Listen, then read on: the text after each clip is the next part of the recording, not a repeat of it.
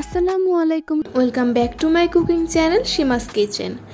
Crispy fried chicken খেতে কিন্তু আমরা সকলেই কম বেশি খুবই পছন্দ করি। তো ঘরে কিভাবে পারফেক্টভাবে তৈরি করা যায় তার একটু রেসিপি আজকে আমি আপনাদের সঙ্গে শেয়ার করছি। এখানে আমি 8 পিস চিকেন লেগ পিস নিয়েছি। এখন আমি এই লেগ পিসগুলো কিন্তু এভাবে কেটে নিয়েছি যেন এর ভেতরে ভালো মতো মশলা ঢুকে এবং এর মধ্যে রক্ত জমাট বাঁধার মতো অংশ যেন না থাকে। ভালো মতো পরিষ্কার করে নিয়েছি। দিচ্ছি একটি ডিম, 1 চা চামচ রসুন বাটা, 1 চা চামচ আদা বাটা, দিচ্ছি টমেটো সস পরিমাণ মতো, সামান্য লবণ, 1 চা চামচ শুকনো মরিচের গুঁড়ো, 1 চা চামচ গোলমরিচের গুঁড়ো, আর দিচ্ছি সয়া সস 2 চা চামচ।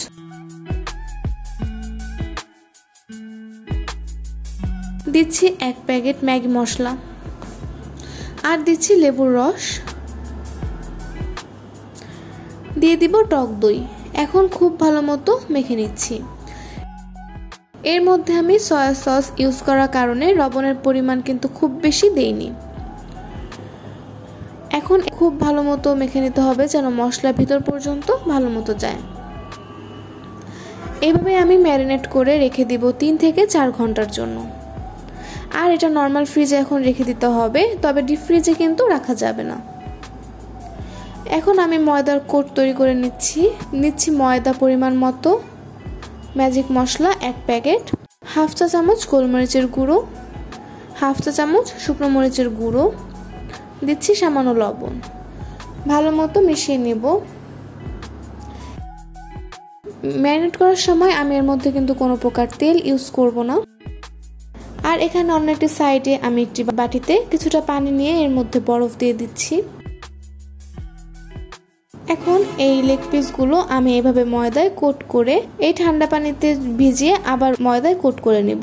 খুব ভালো মতো কিন্তু কোট করতে হবে, আর এই কাটা অংশের ভিতরেও যেন ময়দাটা ভালো মতো যায় সেদিকে খেয়াল রাখতে হবে।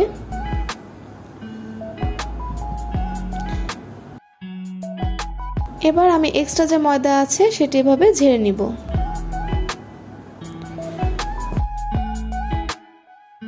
একইভাবে আমি সবগুলো তৈরি করে নিচ্ছি।